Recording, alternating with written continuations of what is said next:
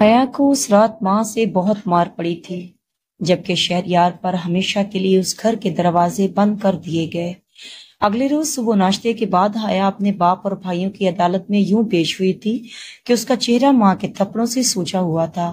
سامنے جھکے کندھوں کے ساتھ اس کا باپ یوں بیٹھا تھا جیسے کسی نے اس شخص کے وجود سے سارا خون نچوڑ لیا ہو۔ دونوں بھائیوں کے سر شرمندگی سے جھکے ہوئے تھے۔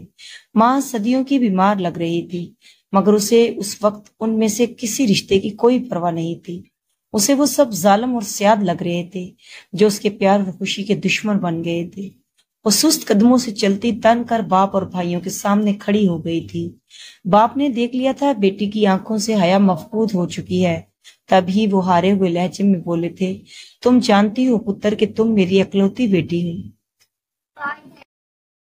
پتہ ہے جس دن تم پیدا ہوئی تھی تو تمہارے دونوں بھائیوں سے زیادہ میں نے اور تمہاری ماں نے تمہاری پیدائش کی خوشی منائی تھی۔ بڑے فخر اور غرور سے تمہارا نام حیا رکھا تھا اور تمہاری بہترین تربیت اور پرورش کی ہر فرمائش پوری کی، بہترین تعلیم دلوائی۔ ہمیشہ خیال رکھا کہ تمہاری زندگی میں کبھی کسی چیز کی کمی اور محرومی نہ ہو۔ یہ سوچ کر کہ اللہ جب کسی بندے سے بہت راضی ہوتا ہے تو اسے بیٹی دیتا ہے، میں نے بیٹی کو سر کا تاج بنا کر رکھا۔ مگر آج جب تم بالغ ہو گئی ہو، ہر بات سوچنے اور سمجھنے کے قابل ہو گئی ہو، تو تم نے بجائے رحمت بننے کے بغاوت کا راستہ چن لیا ہے۔ یہ غلط ہے پتر۔ دنیا میں کوئی بھی رشتہ ماں باپ سے بہتر اور اپنے بچوں کے بارے میں نہیں سوچ سکتا۔ تم نے ہمارے فیصلے کے خلاف جا کر اپنے لیے جس شخص کو پسند کیا ہے وہ تمہارے لیے بہتر اور تمہارے قابل نہیں ہے۔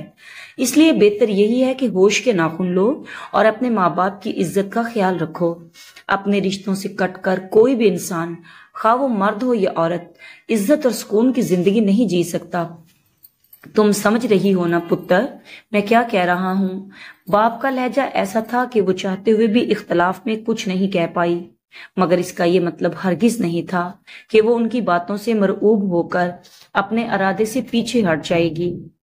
جس راہ کی وہ مسافر بن گئی تھی وہاں دل اور آنکھیں اندھی ہو جاتی ہیں، نہ کچھ سمجھ میں آتا ہے نہ دکھائی دیتا ہے، لہذا اسے بھی سمجھانے کا کوئی فائدہ نہیں ہوا۔ شادی سے 3 دن پہلے باپ نے اپنی پگڑی اتار کر اس کے قدموں میں رکھ دی تھی، مگر اسے دل کا سودا باپ کی پگڑی کے متبادل بھی منظور نہیں تھا۔ گھر والوں کی ہر کوشش اور سختی کے باوجود وہ نکاح سے صرف 1 گھنٹے پہلے باپ کی عزت، بھائیوں کی غیرت، ماں کی محبت اور آبائی گھر، سب سے بڑھ کر اپنی عزت اور مستقبل داؤ پر لگا کر پارلر سے بھاگ گئی۔ گھر والوں کو جس وقت اس کے فرار کا پتہ چلا، گویا وہاں جیسے کوئی مرگ ہو گئی ہو۔ شادی والا گھر ماتم کدا بن گیا تھا۔ کوئی اور بیٹی بھی نہیں تھی کہ اس کا نکاح پڑوا کر عزت رکھ لی جاتی۔ اگلا دن قیامت کا دن تھا۔ نہ صرف اکلوتی بیٹی کی بارات رکی تھی، بلکہ ایک بوڑھا، کمزور اور ہرا ہوا باپ یہ صدمہ برداشت نہ کرتے ہوئے جان کی بازی ہار گیا تھا۔ بھائی ایک طرف لوگوں کی چیم گوئیاں سن رہے تھے تو دوسری طرف باپ کے آخری سفر کی تیاری میں غم سے بے حال تھے۔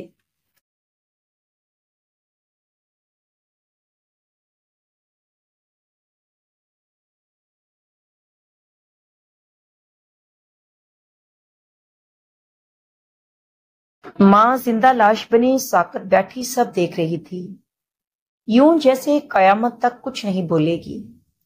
اور پھر باپ کی موت کے ٹھیک 40 دن بعد ایک رات اس زندہ لاش نے چپ چاپ آنکھیں موند لیں۔ ایک طوفان تھا جو اٹھا تھا اور سب کچھ بہا کر لے گیا۔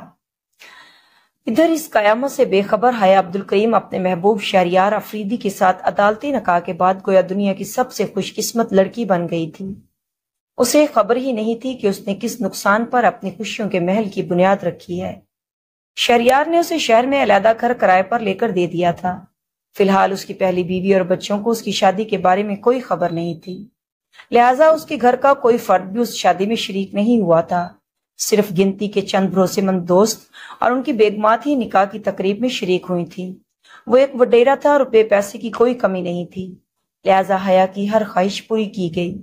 شراب اور شباب اس کی زندگی کی سب سے بڑی کمزوری تھے، اور یہ بات حیا کو اس سے شادی کے بعد پتہ چلی تھی۔ وہ جب بھی اس کے قریب آتا جی بھر کر شراب کا استعمال کرتا۔ حیا کو اس سے گھن آتی تھی، مگر وہ اسے روک نہ پاتی۔ گھونسلے سے گرے بچے کی ماں وہ اپنے پیچھے ساری کشتیاں جلا آئی تھی، لہٰذا اب اس شخص کو برا بھلا کہہ کر جھگڑ کر کہاں جاتی۔ اس کا شباب لوٹتا رہا اور وہ لوٹتی رہی، یہاں تک کہ آہستہ آہستہ اسے یہ محسوس ہونا شروع ہو گیا کہ شہریار حقیقت میں وہ نہیں ہے جو اس نے شادی سے پہلے خود کو متعارف کروایا تھا۔ حیا کا حسن شہریار کی صرف طلب تھی، محبت نہیں۔ محبت وہ اپنی پہلی بیوی اور بچوں سے ہی کرتا تھا۔ یہی وجہ تھی کہ جس روز اس کی پہلی بیوی کو اس شادی کے بارے میں پتہ چلا، وہ پورے 15 دن اس کے پاس نہیں آیا تھا۔ شادی سے پہلے اس نے یقین دلایا تھا کہ وہ شادی کے بعد اس کے گھر والوں کو منا لے گا، مگر اب اسے ان کا ذکر بھی ناگوار گزرتا تھا۔ حیا کے لیے اگلے 15 دن کسی قیامت سے کم نہیں تھے۔ بنا کوئی اطلاع دیے وہ شخص غائب ہو گیا تھا۔ تاریک برفیلی راتوں میں گرجتے بادلوں اور چمکتی بجلی کے ساتھ تنہائی کا احساس اسے اپنے پیچھے اٹھائے گئے ہر قدم پر پچھتانے پر مجبور کر رہا تھا۔ 6 ماہ کسی جنت میں من پسند زندگی بسر کرنے کے بعد بلاخر اسے زمین نظر آنا شروع ہو گئی تھی۔ پورے 15 دن کے بعد وہ اس کے پاس آیا تو اسے اپنی اتنے دن کی غیر حاضری یا لاتعلقی پر کوئی شرمندگی نہیں تھی، بلکہ وہ خوش تھا کہ اس نے اسے شادی پر ناراض ہونے والی اپنی پہلی بیوی اور بچوں کو بیرون ملک گھما پھرا کر ان کی ناراضگی کو کم کر دیا ہے۔ پچھلے 15 دن اپنی پہلی بیوی اور بچوں کے ساتھ سیر سپاٹے میں گزار کر اس حسین ساحر کو ایک لمحے کے لیے بھی اس جسم کی یاد نہیں آئی تھی جو اس کے پیچھے اپنی ساری کشتیاں جلا آئی تھی، سارے دروازے بند کر آئی تھی۔ حیا کو بہت دیر بعد یہ سمجھ میں آیا تھا کہ ہر خوبصورت عورت اس کی کمزوری تھی۔ وہ حسن پرست تھا، مگر ہر خوبصورت عورت کو گلے کا ہار بنا کر نہیں رکھتا تھا۔ مسلسل استعمال کے بعد وہ پرانی ہوئی تو شہریار کی دلچسپی اس میں بھی کم ہونے لگی۔ اس کی پہلی بیوی اس کے اپنے خاندان سے تھی، اس کے بچوں کی ماں تھی، لہذا اس کا مقام سب سے الگ اور اونچا تھا۔ حیا کی خوشی، اس کا دکھ، اس کی خواہشات، اس کے خواب، اسے ان میں سے کسی چیز میں بھی کوئی دلچسپی نہیں تھی۔ وہ اس کے کسی معاملے میں دلچسپی نہیں لیتا تھا۔ اسے اس کا غیر مردوں کے سامنے بے حجاب ہونا قطعی برا نہیں لگتا تھا۔ پورے 2 سال کے بعد حیا کی غفلت کی نیند ٹوٹی تو اسے اپنے ماں باپ یاد آئے۔ 2 سال بعد محبت کا نشہ اترنا شروع ہوا تو اس کی آنکھیں کھلی رہ گئیں اور اب اسے سب صاف صاف نظر آنا شروع ہو گیا تھا۔ ان کھلی آنکھوں سے جن میں اب کوئی خواب نہیں رہے تھے، بس تھکن اور گرد جمنے لگی تھی۔ شہریار آج کل ایک اور لڑکی میں دلچسپی لے رہا تھا اور حیا سے یہ بات چھپی نہیں رہی تھی۔ شہریار نے چھپانے کی ضرورت بھی محسوس نہیں کی تھی۔ اگلے چند دنوں میں شہریار نے اسے تیسری شادی سے مطلع کر دیا تھا۔ حیا کو لگا جیسے کسی نے اس کا گلا کاٹ دیا ہو۔ محبت کی عمارت بہت شدت سے منہدم ہوئی تھی۔ وہ شخص جس کے لیے اس نے اپنا سب کچھ داؤ پر لگا دیا تھا، 2 سال بھی اس کا وفادار نہیں رہ سکا تھا۔ اب وہ شہریار جو ہفتے میں 1 آدھ چکر لگا لیتا تھا، تیسری شادی کے بعد اس کے وجود سے قطعی لاپرواہ ہو گیا۔ وہ بھوکی پیاسی روز اس کا انتظار کرتی، مگر روز اس کا انتظار لا حاصل رہ جاتا۔ وہ بار بار اسے کالیں کرتی، مگر وہ کاٹ دیتا یا موبائل ہی آف کر دیتا۔ حیا جھگڑا کرتی تو الٹا اسے ڈپٹ کر رکھ دیتا۔ اب تو وہ اسے بات بات پر بری طرح مارنے پیٹنے بھی لگا تھا۔ زندگی میں جیسے جیسے فاصلے بڑھتے گئے ویسے ویسے جھگڑے بھی بڑھتے گئے تھے۔ مار پیٹ گالم گلوچ معمول بن گیا تھا۔ شہریار نے اسے کہہ دیا تھا اگر وہ اس کی مرضی سے نہیں رہنا چاہتی تو واپس پلٹ جائے، مگر وہ پلٹ کر کہاں جاتی؟ اپنے پیچھے سارے دروازے تو وہ خود اپنے ہاتھوں سے بند کرائی تھی۔ مشکل وقت میں واپس پلٹنے کے لیے کوئی ایک در بھی اس نے کھلا نہیں رکھا تھا۔ اس رات شدید جھگڑے اور مار پیٹ کے بعد اگلی صبح وہ چادر لے کر واپس پلٹی تھی ان رشتوں کے پاس جو ٹھنڈی چھاؤں تھے، مگر اس نے واپسی میں دیر کر دی تھی۔ وہ گھر جہاں وہ باپ کی پگڑی روند کر نکلی تھی، وہاں کوئی اس کی شکل دیکھنے کو بھی تیار نہیں تھا۔ دونوں بھائیوں کی شادیاں ہو چکی تھیں، ماں باپ کا سایہ سر سے اٹھ چکا تھا۔ کون اس سوالی کا سوال سنتا؟ معاف کرنے والے منو مٹی تلے جا سوئے تھے۔ باقی جو بچے تھے وہ معاف کرنے کا ظرف نہیں رکھتے تھے، الٹا انہوں نے اسے دھمکی دی تھی کہ اگر اس نے ان کی دہلیز کے قریب دوبارہ پھٹکنے کی کوشش کی تو وہ اسے گولی مار دیں گے۔ یوں کئی گھنٹوں کے مسلسل سفر کے بعد بھوکی پیاسی وہ جیسی گئی تھی ویسے ہی واپس لوٹ آئی۔ شاخ سے گرے پتے کی قسمت میں سڑک پر بکھر کر لوگوں کے پاؤں تلے کچلے جانا لکھ دیا جاتا ہے، اس کے مقدر میں بھی ذلت لکھ دی گئی تھی۔ خواہشات کا جو محل اس نے اپنے ماں باپ کا دل دکھا کر تعمیر کیا تھا، وہ محل اب زمین بوس ہو گیا تھا۔ وہ کس سے گلا کرتی؟ اپنے لیے یہ کنواں اس نے خود کھودا تھا، شہریار اس کی گھر واپسی کے بعد اس سے مزید بیزار ہو گیا تھا۔ وہ اب اس سے جسم کا تعلق بھی رکھنے کا روادار نہیں تھا۔ انہی حالات سے پریشان اور دل برداشتہ ہو کر ایک روز بڑی مشکل سے اس نے اپنے سابقہ منگیتر سے رابطہ کیا تھا اور اسے رو رو کر اپنا حال سنایا تھا، مگر اسے شدید تکلیف اس وقت پہنچی جب کاشف نے اجنبی لہجے میں اسے کہا کہ اپنے لیے زندگی کا یہ انتخاب اس نے خود کیا تھا، لہٰذا اب جیسے بھی ہو سکے وہ نبھا کی کوشش کرے۔ کاشف کی شادی ہو گئی تھی اور وہ اپنی زندگی میں خوش تھا۔ اس نے اس سے درخواست کی تھی کہ وہ اب دوبارہ اس سے رابطہ کر کے اس کا بس اب سایہ گھر خراب کرنے کی کوشش نہ کرے۔ وہ کیا کرتی؟ اس کے لیے گویا ہر سانس عذاب بن گیا تھا۔ وہ گھر جو جنت کا نمونہ تھا اب جہنم بن گیا تھا۔ اوپر سے اولاد جیسی نعمت بھی نصیب نہیں ہوئی تھی کہ دل بہل جاتا۔ بہت بعد میں اسے یہ بات پتہ چلی تھی کہ اس کے پیچھے بھی شہریار کا ہاتھ تھا۔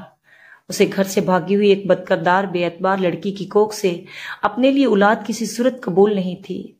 الٹا آئے روز جھگڑوں کے بعد وہ اپنے اوباش دوست بھی اس کے پاس لانے لگا تھا جو پورے حق کے ساتھ حیا کو بے حیا کرتے۔ رات کو وہ نہ آتا مگر اس کے دوست شراب کی بوتلیں ہاتھ میں لے کر ضرور پہنچ جاتے اور پھر رات وہیں گزارتے۔ وہ جو صدف تھی انمول موتی کی مانند شفاف تھی، والدین کی پناہ سے ایسی نکلی کہ رکھیل بن کر رہ گئی تھی۔ آہستہ آہستہ اسے پاگل پن کے دورے پڑنے لگے تھے۔ شہریار نے اب اس سے جان چھڑانے کے لیے اسے مروانے کی پلاننگ شروع کر دی تھی تاکہ اسے ہمیشہ ہمیشہ کے لیے جان چھوٹ جائے، مگر وہ وہاں سے بھاگ نکلی۔ زندگی میں نہ پیچھے کوئی راستہ رہا نہ آگے اسے سمجھ آ رہا تھا کہ کیا کرے۔ باپ نے جو الفاظ گھر سے اس کے فرار سے قبل کہے تھے وہ اسے اب سمجھ میں آ رہے تھے، مگر اب وقت اس کے ہاتھ میں نہیں رہا تھا۔ شام ڈھل رہی تھی اور وہ دن بھر پیدل میلوں بھٹکنے کے بعد سورج غروب ہونے کے ساتھ ہی ریل کی پٹری پر بیٹھ گئی۔ گدھوں کے اس معاشرے میں محبت کی بڑی کڑی قیمت چکائی تھی اس نے۔ ڈھلتے سورج کے ساتھ اس وقت وہ بہت دیر تک ریل کی پٹری پر بیٹھی روتی رہی تھی۔ اگلے کچھ لمحوں میں جیسے ہی اس نے دور سے گاڑی آنے کی آواز سنی، بنا کچھ بھی سوچے سمجھے بغیر اس نے تھک کر اپنا سر ریل کی پٹری پر رکھ دیا تھا۔ جو جرم محبت کی صورت میں اس سے سرزد ہوا تھا، اس جرم کی اس سے کم شاید کوئی اور سزا بنتی بھی نہیں تھی۔ معزز ناظرین، یہ کہانی آپ کو کیسی لگی اس کے بارے میں اپنی قیمتی رائے سے ضرور آگاہ کیجیے گا۔ اسی کے ساتھ اگر ابھی تک آپ نے یہ چینل سبسکرائب نہیں کیا تو پلیز ابھی چینل سبسکرائب کر لیں تاکہ اسی طرح کی مزید کہانیوں سے لطف اندوز ہو سکیں۔ شکریہ۔